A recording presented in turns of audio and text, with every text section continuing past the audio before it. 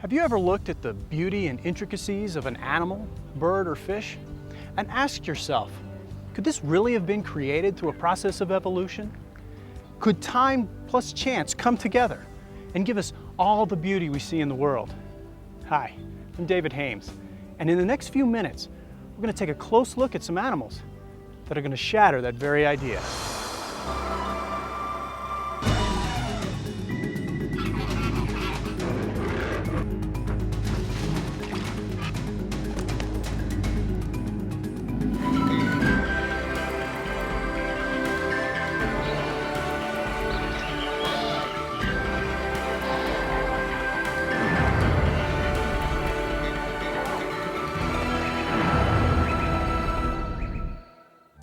I want to introduce you to Dr. Job Martin. Dr. Martin has had a very interesting background. He's been a college professor and a dentist. He even served on the dental crew for President Johnson's Air Force One and the presidential fleet. But for the past 20 years, Dr. Martin has been lecturing students on incredible creatures that defy evolution. But it wasn't always this way. Dr. Martin, out of a scientific and medical background, once believed in the theory of evolution. Evolution, as I was taught, it all started with a thing called the Big Bang. They say this Big Bang went kaboom and shot out hydrogen gas mostly, and the gas somehow turned to dust, and the dust condensed down into planet Earth.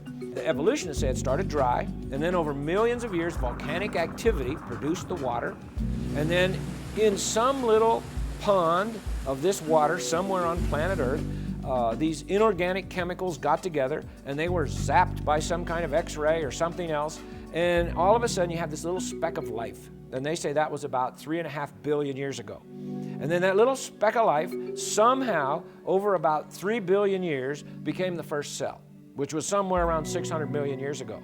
And then that progressively became beautiful you.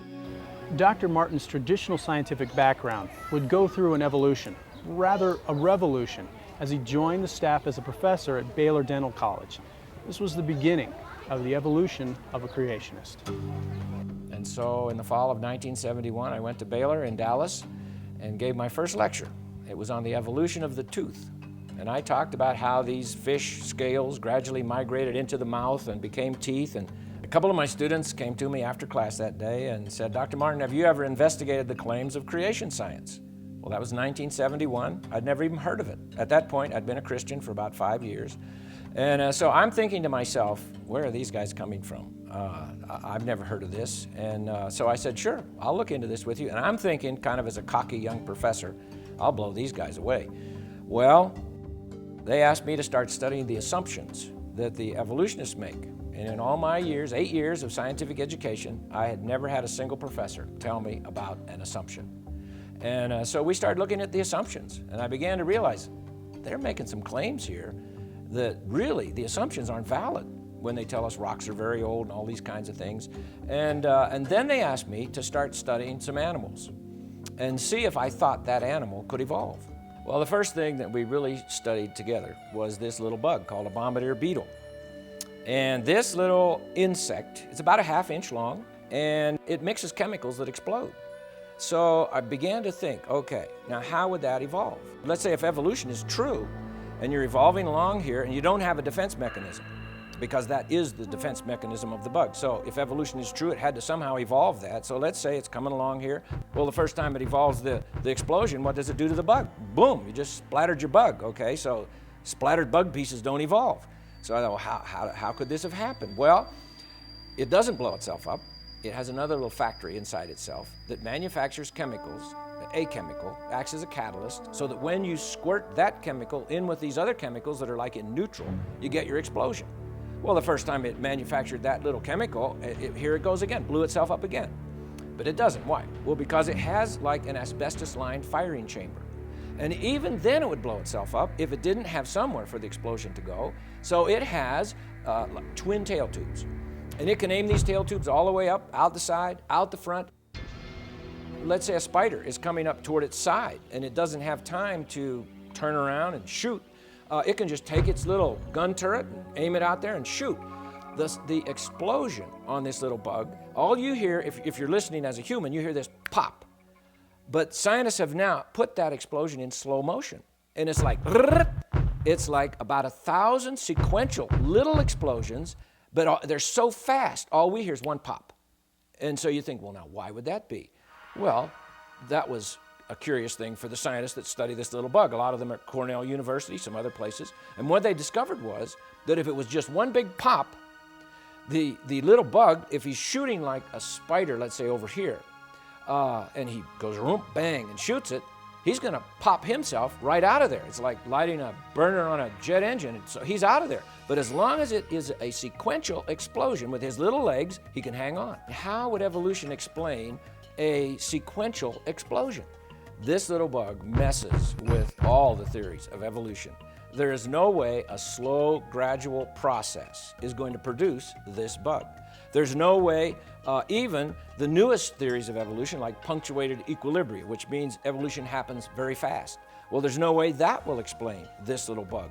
I began to realize, how could this particular little animal, for instance, evolve? It needed all of its parts, it needed everything there all at once, or you just don't have the animal. And my stomach started to churn, if I really want to be honest. And my wife would tell you, my stomach churned for 5 years. It took a 5-year struggle for me to begin to flip the way I think, from thinking in an evolutionary way to thinking in more this animal or little creature, little bug, whatever, was created fully formed, just like it is, because that went against everything I'd ever learned. Did you know the world's strongest animal is actually the beetle? In fact, in one test, the rhinoceros beetle carried over 850 times its own weight on its back. That would be like me trying to carry 130,000 pounds. I don't think so. Now let's take a look at the world's tallest animal. A bull giraffe is about 18 feet tall.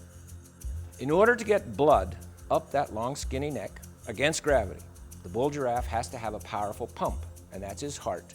And the heart of a bull giraffe can be as much as 2.5 feet long. Big, powerful pump. Now, as he's going along here, living his life, everything's just fine, but all of a sudden, this 18-foot tall creature decides, I need a drink of water. So he bends his head down to get a drink of water. Now we have a problem. Because now this powerful pump, instead of pumping against gravity, is pumping with gravity. And so the heart gives a mighty squeeze, and the blood shoots down his neck, hits his brain, and bursts his brain. And so now he just blew his brains out, okay? So he's dying, and he must be thinking to himself, I need to evolve something here to take care of my problem. When I get a drink of water, I blow my brains out. Of course, we know dead creatures don't evolve, but he doesn't blow his brains out because as he bends his head down, there are like little spigots in his artery that goes up the neck, little valves, and they close. But the last pump is beyond the last valve. And so it's enough to burst the little arterioles in his brain, but it doesn't go into his brain. The last pump kind of goes whoop underneath the brain into like a sponge. And this sponge just gently expands, and he hasn't blown his brains out, and he gets his drink of water, and now he sees a zebra kind of running up from this side, and he just ignores it. But he sees a lion coming up from this side. Oh, the lion wants to eat me, I gotta get out of here. Now, how does he know the difference, by the way?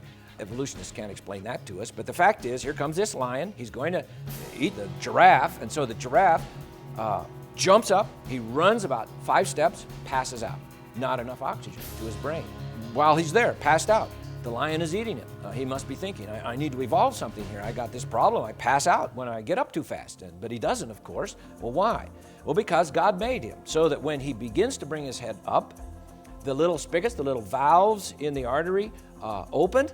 The sponge under the brain gently squeezes that last little pump of oxygenated blood up into his brain. There are little valves in the vein that goes down the neck. They close. And by the time he's up and running, everything is fine, his blood pressure is fine, and he does just fine. Well, how would that evolve? He needs all of those parts, all there, all at the same time, all at once, or he's dead. And so I think the giraffe is another example of a designer. He needed a designer to design him just like he is. The tallest giraffe known was named George. He resided at the Chester Zoo in England. George was 20 feet tall to the tips of his horns, which are actually called ossicones. Here's another interesting giraffe fact. Giraffes have no vocal cords. Now here's a bird you'll see around your house, but after taking a closer look at it, you might find it unbelievable. The woodpecker is a very special little bird. The beak of a woodpecker is like industrial strength. It is stronger than other birds' beaks. He has special feet. Most birds have 3 toes out the front, 1 toe out the back. Woodpecker has 2 toes out the front, 2 toes out the back, and that's so he can climb around on a tree trunk, a vertical tree trunk, right side up, upside down, sideways. He can crawl any way he wants to. He has special tail feathers. His tail feathers are different than other birds' tail feathers. They're more resilient, they're spongy, and they're very strong and tough because he tripods himself with his 2 feet and his tail feathers so that he grabs a hold of that tree, fans out his tail feathers, and then bangs his head into the tree. Now, you would think that a woodpecker would go home every night and say to Mrs. Woodpecker, "Oh, I got this headache. I was banging my head on a tree all day." But he doesn't. Why? Well, because God made him with special equipment. For instance, between his beak and his skull, there's a piece of cartilage. It acts as a shock absorber. His skull is the thickest bone per body weight of any creature. As a matter of fact, brain surgeons study the brains of woodpeckers, how they're hooked in there and everything, to help them with like trauma people in accidents, that they need to put their brains back in there. And so they study woodpeckers. The woodpecker, with his strong skull and his shock absorber and his strong beak and his tail feathers and his feet, he's all ready to go except for one thing. Once he drills his hole, he's got to get that bug out of the tree because that's lunch. All right, well, how's he going to do that? Well, most birds, their tongue goes right to the tip of the beak. A woodpecker's tongue goes as much as 10 inches out of his beak. Now why? Well, because he's going to drill the hole, find the bug tunnel down in the tree, stick his tongue down in the tunnel, and drag the bug out. Now you would have to say, could I stick my tongue down a hole in a tree and drag a bug out? Of course not. Well, how does the woodpecker do that? Well, God made the woodpecker with little barbs on the tip of his tongue. And he will literally stab that bug larva down in there because it doesn't want to come out. But in case that's not enough, he has a little glue factory in his tongue that manufactures exactly, precisely the right glue to stick to the bug, but it doesn't stick to his beak. And so he pulls that bug into his mouth. Now we have a problem, if evolution is true. Let's say over hundreds of thousands of years, this woodpecker got all this equipment, and then he glues his tongue to a bug and he swallows the bug. What just happened to his tongue? He just swallowed his tongue. You know, he dies, he just strangled himself, okay? But he doesn't. Why? Well, because as he brings the bug into his mouth, he has another little factory that manufactures the solvent to dissolve the glue. So he dissolves the glue, loosens up the bug, swallows the bug. God made him that way. Woodpeckers, when they peck, they open their eyes between each peck and they aim their beak, they focus, they aim their beak, they close their eyes, and then they hit the tree. So you hear a woodpecker out there, he's going drr, drr. Every time you hear that drr, in between each peck, he opens his eyes, focuses, aims his beak, hits the tree. Why? Well, they used to think it was just to keep the wood chips out. But now the scientists have measured the force of the impact of the woodpecker's head against the tree, and the force is so great that if he did not close his eyes, he would pop his eyeballs out. So I would say, have you ever seen a blind woodpecker? No, they never miss. They never miss, okay? Now, one special woodpecker, the European green woodpecker. I think he's unique in all the animal kingdom. I don't know for sure, but I think he might be. His tongue is different than any other tongue, as far as I know. Our tongue starts in the back of our throat, comes up and out the front. His tongue starts in the back of his throat, goes down the throat, comes out the back of his neck, up over the top of his head. It's under the skin, comes out a little hole between his eyes, goes in one of his nostrils, and then comes out of his beak. And you would have to say, now how does that evolve? I've asked evolutionists that question. I've said, now you tell me, how and where did that tongue come from? They don't have a clue. They can't tell me. I'm saying, well, you're telling me that this bird evolved from some other creature, but there's no other creature that we know of with a tongue like that. How did that happen? They don't have any idea. So what could I say as a creationist? I would say God made that little woodpecker, and I think he made that woodpecker to challenge the evolutionary community. Because as they study that little bird, they know there is no way this little thing could evolve. But it goes right back to that Romans 1 passage, that as men study the creation, it says they study what God has made. Because they are unrighteous, they will suppress evidence. They will hold back evidence. And I think that's exactly what happened. I think there are very bright people who study science and do a good job of it. But all of a sudden they get to a point where they have to decide, did this thing happen over long periods of time somehow? Or, boy, it sure looks like it could have happened just bang, just like it is. And then if they discover, hey, I have no way of describing this thing in terms of evolutionary science, they're faced with the other option, which is maybe a designer and a creator, and they say, I don't want to go that way, okay? So they suppress that evidence. And so many of the things that I studied, we had to search just to find information on them because they are not in the textbooks. They just don't put them in because they have no way to explain it. And so they just ignore it. Another bird that got Dr. Martin's attention lives down under, mate, in Australia.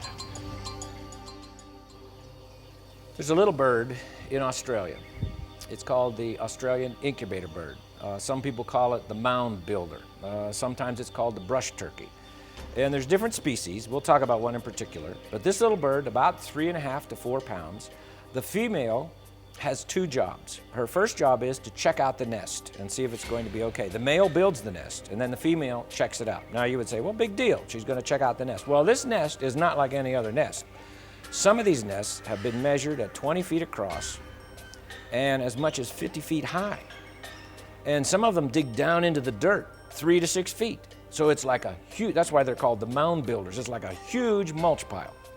So she comes and she digs down in there and she comes out and says to Mr. Bird, I don't like this one.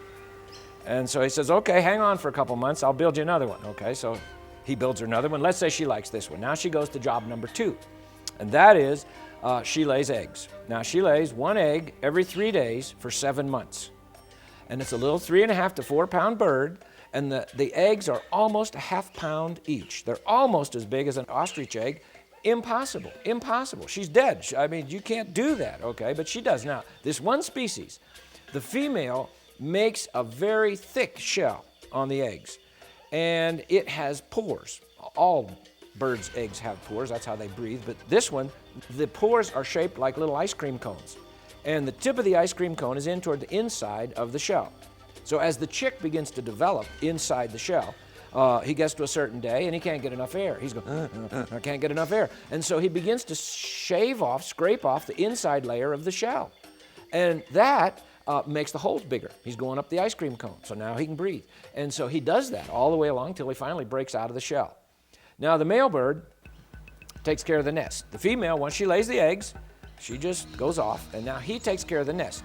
Now you would say, well, is that a big problem? Well, yes, because each species has some different qualifications for the nest. And this one I'm going to talk about, the male keeps the nest at 91 degrees Fahrenheit for 7 months. And if it varies by much more than a degree on either side of 91 degrees Fahrenheit, the chicks die.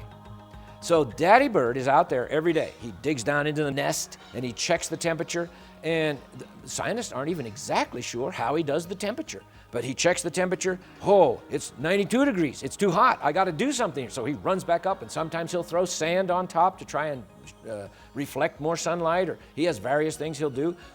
He also keeps that nest at about 99.5% humidity. If it gets down to about 80%, the chicks dry out, the eggs dry out. He has to keep it at roughly 99% humidity. So 91 degrees Fahrenheit, 99% humidity. That's impossible for a little 3.5 pound, 4 pound bird. When the chick hatches out of its egg, it has all of its feathers. As far as I know, it's the only bird that it's ready to fly, but it can't fly because it's down deep in a big mulch pile. Now, nobody feeds this little bird. Dad doesn't feed the bird. Mommy bird doesn't feed the little baby. They come out of the egg, and then they somehow know, I got to get out of here. So they turn over on their back, and they begin to scrape the sticks and leaves on top of them, and it'll drop down on their chest, and they shake it off their chest, pack it down with their little wings, dig some more, falls down, shake it off, pack it down. It takes up to 3 days for them to dig out of the nest. And nobody told them to do that. Nobody told them to go. Which way? Which way do I go? But how do they know that? You see, well, evolution can't explain those kinds of things, all right? So here it comes. He's out of the nest. Nobody shows it what to eat. He goes off. He knows what to eat. He knows how to catch it and find it. And then the next year, the male bird is going to build a nest. But Daddy Bird didn't show him how. He starts building a mound all by himself. Nobody showed him how to do it. It's a miracle. It's just a miracle. And so you look at even something like a little Australian incubator bird and you say, how could that evolve? If this story of evolution is true, how could that happen? I say, only God can do that. Here's something most of us pull out of the icebox every morning. If you take an egg and you put it in warm water, you will see bubbles coming out. Now, why do you see those bubbles? Well, because there's little holes all through the egg shell, about 10,000 actually in a chicken shell. Those holes are there so that the chick can breathe, because that's where he gets his air, through those holes, so they can get the waste out of the shell, because the chick, as he develops, is going to eat the yolk, and the yolk, as he burns it up, there's waste products, there's water and different things given off, and he has to be able to get the waste out of the shell, or for instance, just the amount of water that's given off, he would drown right there in the shell. How do you explain all the intricate mechanisms and the perfect timing that it takes for an egg to develop, making this whole thing happen? Because every step of the way, the chick would be dead. Everything has to be done on a particular day and in a particular order, and the timing has to be exactly right, or you have a dead chick. If you have ever boiled an egg or eaten a hard-boiled egg, you'll notice when you peel the egg, there's like that little membrane in there, and that membrane has to be there, and we'll talk about that in just a minute. But on one end of the egg, it's flat, and it looks like the chicken didn't quite fill the egg. Well, that's a special place. That's called the air sac. And so now we take all these parts and we put them together, and we have this little fertilized egg, and now this little chick is developing. By the 5th day, its little heart is pumping. Blood vessels have grown out of the chick. 2 of them go up, hook into the membrane, and those are the ones that it's going to breathe through. It'll get its air through that. The air comes through the pores or the holes in the shell up to the membrane, and then the membrane transfers the oxygen to the artery, the vein that goes into the chick. And then the other vessel that hooks into that gets rid of the waste, and so there's a process there of things coming in and things going out of the shell. 2 more blood vessels hook into the yolk, and that's the way the chick eats. And as he lives in this shell, he begins to get to where he's too big and he can't get enough air, and it's now the 19th day. Now, during this time, he has grown a little tooth on top of his beak. It's called the egg tooth. Now, most of us grow our teeth inside our mouth, not on our beak, but the little chick has this little egg tooth. And on the 19th day, he takes that and he pokes a little hole into that flat end of the egg where the air is. That's called the air sac. And now he has 6 hours to breathe. Now, if we're swimming and we're on the bottom of the swimming pool and we've run out of air and we get up to the top and I just made it. We usually just sit there and lean there and get some good air and breathe a while. Well, not the chick, because if he got into that air sac, I mean, he's going, I can't get enough air, and he pecks into that on the 19th day, not one day sooner or one day later or it's dead, but it's the 19th day, goes into that sac. Now he's got 6 hours. Now, is he going to just sit there and breathe that air, or is he going to say, I need to do something else with this air, which is what he says. I've got to get a little hole and use this 6 hours of air. I got 6 hours to peck a little hole through the shell. And now he breathes from the 19th to the 21st day through this little hole in the shell. On the 21st day, that's the day he breaks out of the shell. Now, in the meantime, the systems that hook into the membrane and the systems that hook into the yolk, all of those little vessels, they begin to disattach or deattach themselves.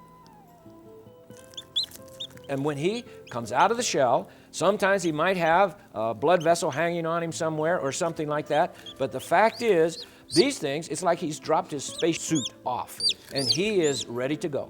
And so he comes out of that shell on the 21st day, but every single step along the way had to have perfect timing. It had to be done exactly right. And when he comes out, he's a discrete entity. There's no mistake. This is a chick. All we see in all of nature, in the fossil record and in living creatures, is just discrete, identifiable.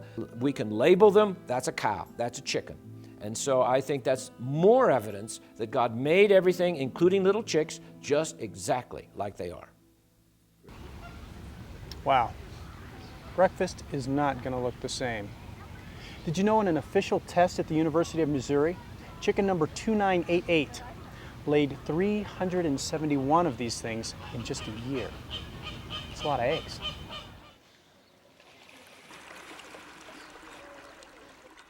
You know, there are animals that breathe air. However, they seem more at home in the water. Take the beaver, for instance.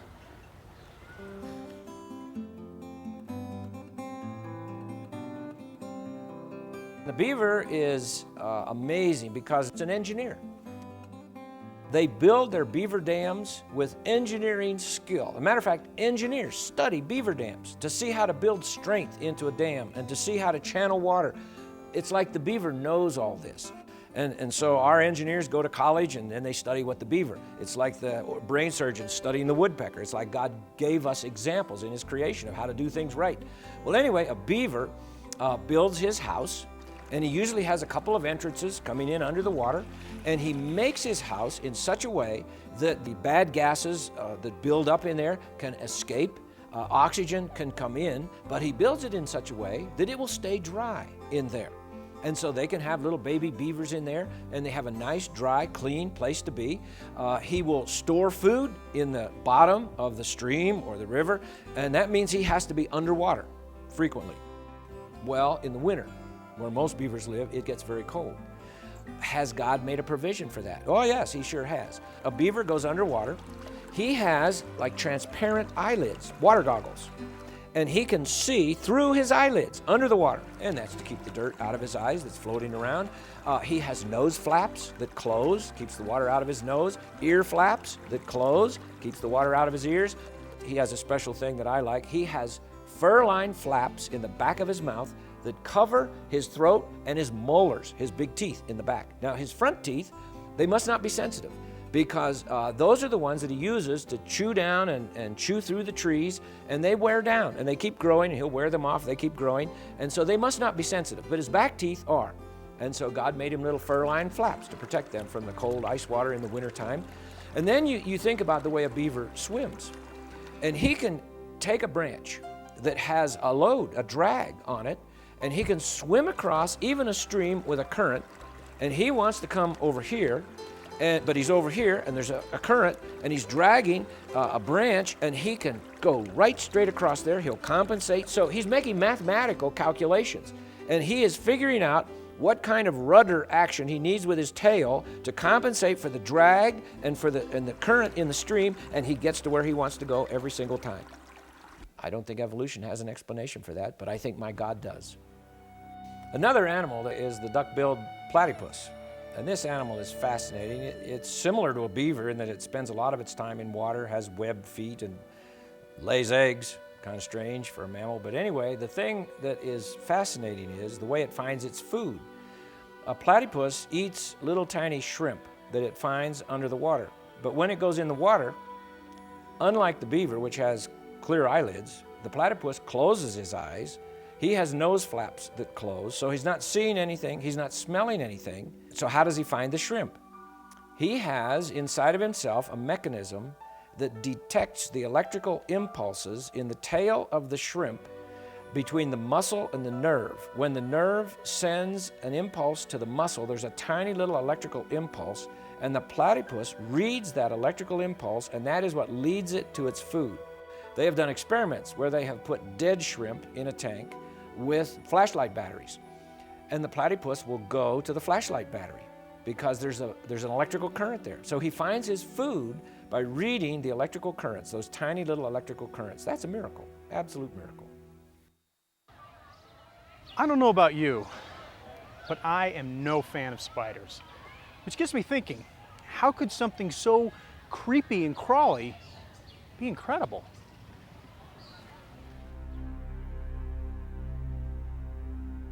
There's a spider that we have down in Texas, and it's other places around the United States, called the black and yellow garden spider. Some people call it the zipper spider because in the middle of its web, it always makes a little characteristic mark. It's like a little zipper of floss that it makes.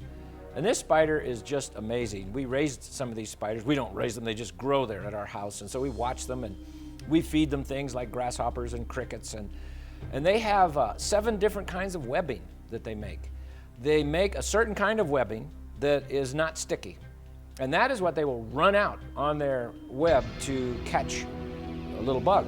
They have another kind of webbing that is sticky, that catches the bugs. And these webs are not small. A garden spider, a full-grown female spider, probably has a web about 2 feet across. She's going to be, about 2.5 inches across. And they'll do interesting things. If you get up very close to them, when they're just quietly sitting there on their web, sometimes they will start making their web shake like a trampoline. It'll come out at you. And they're saying, get away from me, I don't want you near me. But then when they catch a bug, they'll run out and they'll catch this bug and they shoot sheets of webbing and they'll spin that bug around and shoot sheets out, not just little fine strands. And I think that's fascinating how they can control that. They know I need a sheet of webbing for this job, whereas I need a strand of webbing for this job. I need a strand of sticky webbing for this job. They know what they want to do. Some of them, after they're born, the little spiderlings, and as a matter of fact, the female will put 30 to 55 eggs in her little egg sac. Another interesting thing, she makes this egg sac out of different kinds of webbing. And she'll spin this little sac, and then she wraps it with a flossy kind of webbing, and ultimately she'll spin almost a tannish brown color webbing. So she even has different colors of webbing, but she fills this egg. You'd think she'd fill it from the top. She fills it from the bottom. She goes under it and puts her eggs up in it, and then each egg she will dust with like a fine powdery dust, which is another little factory she has in herself so that the eggs don't stick to each other. And she'll push all those eggs up in there and then seal the bottom. And sometimes she'll do this in the fall. And we have one of these at our house right now that's sitting there, and next spring the eggs will hatch out. So it sits there all winter long. And so sometimes these little spiders, when they hatch out, they decide, I think I want to go to Acapulco. I don't know what they think, but they'll come out and they'll shoot out streamers of webbing and wait for the wind to catch it. And then they'll let go of the web and the wind picks them up. And people have found these spiders as much as 15,000 feet up in the air. They have traced them 1,500 miles flying. I think that's fascinating. How does a spider decide, today I'm going to take a trip? I'm going to throw out the webbing and I think I need to go somewhere else. But that's how they spread themselves around. And another interesting thing is, as they grow, their shell doesn't grow. They have like an outside shell. So they have to get out of there. And if they don't, they die. Well, how are they going to get out? Well, they have a little factory inside themselves that makes precisely the right fluid. It's called molting fluid, so that they can, on a certain day, they squirt this molting fluid in a certain place on their shell. It has to be the right place, and it dissolves the shell and makes like a little trap door. And so they can push that little trap door up, crawl out of that shell, and then they start growing a new one. And they molt several times as they're growing. Well, you would say, now, let me think a minute. If evolution is true, how would a spider be able to develop this little factory to make the molting fluid so that it can dissolve the shell? So it has to be the right fluid, so it will be the right thing to dissolve the shell, but it has to dissolve it in the right place or it still can't get out. And all of that has to happen on exactly the right day or the spider dies inside the shell. So, survival of the fittest. We should not have black and yellow garden spiders. Now, some people see those big spiders and they like to squash them. And I say, let those little things live. They eat other harmful bugs and different kinds of things, and they're a pretty spider, and they're fun to watch. And so God has made His creatures and His creation so that we will study it, and study it carefully. And then the whole idea is, as we study it, we will give Him thanks and give Him glory. And I think that's how we ought to study the things that God has made. Maybe spiders aren't so bad after all. How come I didn't learn any of this in school? I have some more studying to do. Down in southwest United States of America, we have different kinds of lizards, and a couple of those are very interesting. One of them, called the gecko lizard, has some very special characteristics. Its feet. Now, if you have a little pet gecko lizard, and they're friendly little things, you can watch that. It'll run right across your ceiling. You could have a ceiling made of glass, and it'll just run right across the ceiling. It doesn't fall off. Gravity does not pull it off. And so the scientists, for many years, they just didn't know what makes that lizard be able to stick like it does. So they took its feet, which are a special kind of feet, and they magnified the feet. and they discovered on these feet there are like little hairs, little tufts of hairs. And so they thought, well, that's not enough. And that was with 2,000 magnifications. And they said, well, that's not enough. There's something else here. So they put it under phase electron microscope, these little hairs, and they kept magnifying them and magnifying them. They got up to 35,000 magnifications, and all of a sudden, there was the answer. All over these little hairs are tiny little suction cups, but you have to magnify them 35,000 times just to see the suction cup. Now, these suction cups are so powerful that if the foot was not made in a special way, when that gecko, let's say, put his foot up against the ceiling, it would just suck it right up against there, and he's stuck. He's not moving. So his foot had to be made in such a way that he can use other parts of his foot to pop loose those suction cups. So what he'll do is, and if you look at the foot of a gecko, it looks different than a normal lizard. Most lizards have kind of finger-like with big nails on them, and the gecko, though, has like these little rounded pads on its foot, and it can take those feet, and they're almost kind of rounded on the bottom, so that it can, for instance, use the suction cups in the front to pop up the ones in the back, or it can use them on the side to pop up the other side. And so it just does it naturally, but that's what's going on. How would a lizard evolve little 35,000 times it takes to see the magnifications? How would it evolve that? And why would it evolve that? And why would it have the right kind of a foot that has to be there if it's going to have those suction cups? All of that had to be there all at once.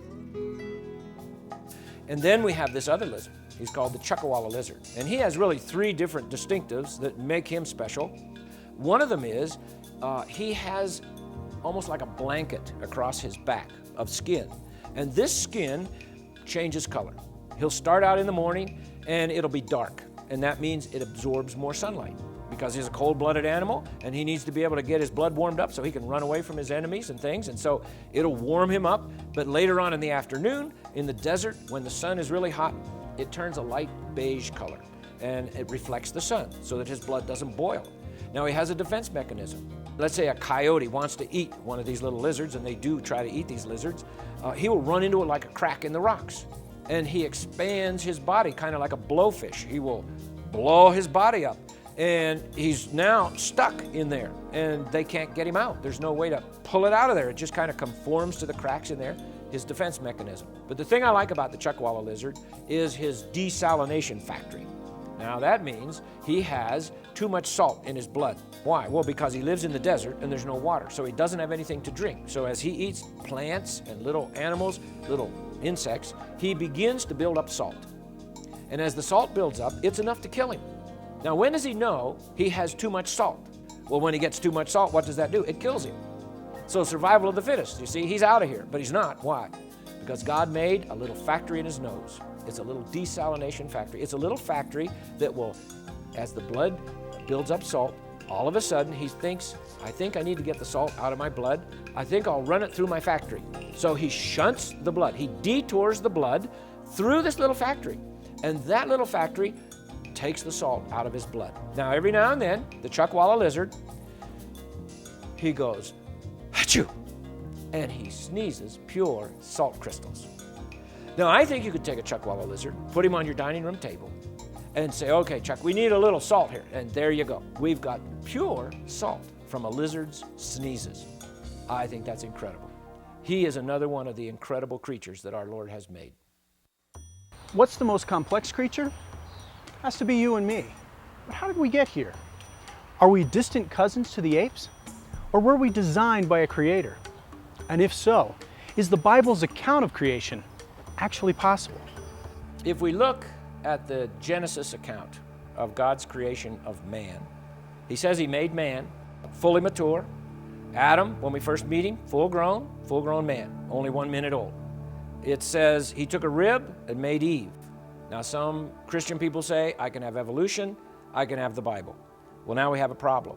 Are there any evolutionists that teach that women evolved from ribs? Well, of course not. But that's what the Bible says. It says God took a rib and made Eve. Now, when Adam wakes up from his anesthetic and sees Eve, she's full grown. She's 2 seconds old, but she's full grown. If we believe the biblical account, We have to believe God will create full-grown creatures, of which man is one of those creatures. I might add, can our Creator do that kind of thing? The Bible tells us in 3 places Jesus is the Creator. Colossians 1, Hebrews 1, John 1. So Jesus is the Creator. Well, then He created man full-grown, had the appearance of age. He was fully mature. Woman, full-grown, fully mature. Trees, full-grown. Peaches on them. Eve could have eaten a peach. Adam, how long does it take to grow a peach like that? 3 days, Eve. Well, that can't be. Yes, God made the tree with the ripe fruit 3 days ago. If we're going to believe the creation account, as Genesis puts it, we have to believe that. Now, did Jesus the Creator have the ability to do that? Well, what are His miracles? His first miracle, John 2, turns water into wine. He used 6 water pots, it says in John chapter 2, and when the head waiter tasted that water, he said, well, this is the best wine. Well, how do you make good wine? Well, you have to age it. Well, how old is it? 1 minute old. How many water pots? 6. How many days in the creation week? 6. Creation with the appearance of age in Genesis 1. Creation of wine with the appearance of age in John chapter 2. I don't think that's an accident. Now, how did He make man? Well, let's just think about our ear. First of all, you look at a human ear and you think, that's a strange thing. I mean, we have these things that are here and then you look at the animals and they all have ears. And yet not all animals do. Many animals hear without ears, but we have ears. Now, the human eardrum is just a marvel. It moves such a small amount that you really can't measure it. Some scientists have said the movement of the eardrum with the different sounds hitting it is about the same as 1/100th the width of a hydrogen molecule. That's one of the smallest molecules. So that little teeny bit of movement can tell the difference between a trumpet, a bass drum, your mother telling you to go make your bed, your daddy telling you you can't have the car tonight because you didn't get in on time last night. And that little bit of movement differentiates between all those different sounds and then goes right into our brain, and our brain tells us, this is mama talking, this is daddy speaking, this is the symphony orchestra, and we can hear music. We can hear someone say, I love you, which we all love to hear. How? With just not even the width of a hydrogen molecule of movement. That's a miracle. That's a miracle. And that's right there inside of our head. Our eye, same kind of a thing.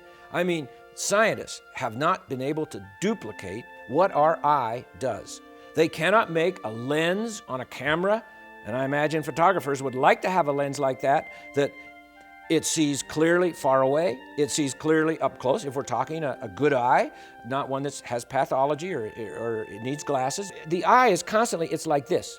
It's vibrating all the time. And yet the images that we see, they aren't doing this. They are steady. Well, how does that happen? Well, it's the way God put the whole eye together with the various muscles that are in there and the ways that it contacts through your ophthalmic nerve and goes to your brain, and we see things and the image is flipped, and they've done experiments where they put glasses on people and they flip everything upside down, and within 2 weeks' time a person with those kind of glasses can drive a car, and his brain is compensated for all that. And you think of just the way the human body works. How would that evolve? Now, when we think about this, we've looked at quite a few creatures, and you look at those things and you start to think, how could that be? Is that the result of an impersonal, chance, random process? Or could it be there's actually a designer, some power that had the genius to design all of these little things so that they actually work? And every part works with all the other parts. And it all comes out with these marvelous creatures that defy evolution in every single way. I think it proves that there is a designer. And I think I know His name. And I think He wants to have a relationship with each one of us. And I think He's penetrated His time and His space in the person of His Son, the Lord Jesus Christ, who is the designer and the maker, who has the power and has the genius to do all of this. Well, there you have it. Animals are a lot more complex and interesting than I realized. Dr. Martin has a point. The next time you look at all this beauty, realize that this is no accident. If you want to learn more about these incredible creatures, check out our website at explorationfilms.com. That's explorationfilms.com. And you might want to pick up Dr. Martin's book, The Evolution of a Creationist, which this video was based on. I'm David Hames, and until next time, thanks for watching.